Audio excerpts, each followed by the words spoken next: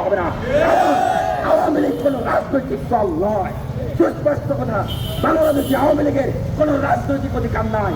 তারা বাংলাদেশের পক্ষের শক্তি না, তারা স্বাধীনতা বিরোধী শক্তি। নরেন্দ্র মোদী স্বাধীনতা দিবসে বাংলাদেশের স্বাধীনতাকে নিজের দাবি করলে আওয়ামী লীগের তৃণমূল থেকে শীর্ষ পর্যায়ে একটা নেতাও প্রতিবাদ করেন নাই। সেই আওয়ামী লীগকে পুনর্বাসন করার জন্য যদি কোনো উপদেষ্টা কেন প্রধান উপদেষ্টাও যদি কথা বলেন, আমরা বিন্দুমাত্র ছাড় দেব না। আমরা শেখ হাসিনার চোখ রেখে কথা বলা সেই যুবকেরা আমরা এখানে দাঁড়িয়েছি। সুতরাং ন্যায্যতার প্রশ্নে, দেশমাতৃকার প্রশ্নে এবং এই অন্তর্বর্তীকালীন সরকারকে সঠিক পথে রাখার প্রশ্নে, বিপ্লবের স্পিরিটের উপরে রাখার প্রশ্নে আমরা বিন্দুমাত্র কোনো ছাড় দেব না।